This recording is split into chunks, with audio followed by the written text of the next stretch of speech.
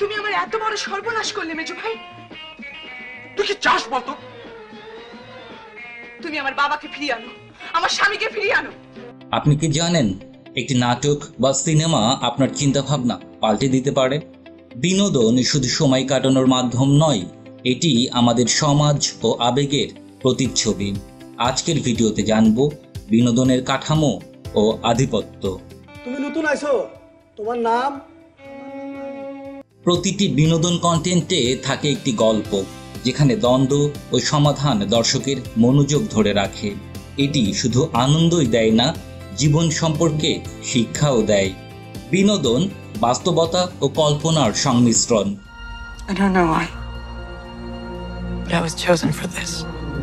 ঐতিহাসিক সিনেমা বা সামাজিক নাটক দর্শকের কাছে বাস্তব অনুভূতি জাগায়, যদিও এতে কল্পনার উপাদান যোগ থাকে। বিনোদন সমাজকে পরিবর্তন করতে পারে।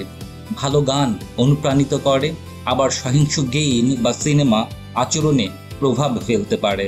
2024 সালের গণ অভ্যুত্থানেও সোশ্যাল মিডিয়ার শর্ট ভিডিও, গান ও ব্যঙ্গাত্মক নাটক আন্দোলনে শক্তি বাড়িয়েছে।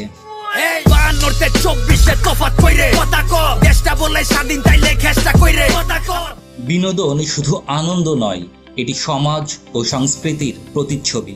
তাই আমাদের দরকার সচেতনভাবে কন্টেন্ট বেছে নেওয়া। আপনার মতে বাংলাদেশের গণমাধ্যমে বিনোদন সংবাদ বা কন্টেন্ট কি সমাজ পরিবর্তনে ইতিবাচক ভূমিকা রাখছে? কমেন্টে জানান। আর ভিডিওটি লাইক, শেয়ার ও সাবস্ক্রাইব করতে ভুলবেন না।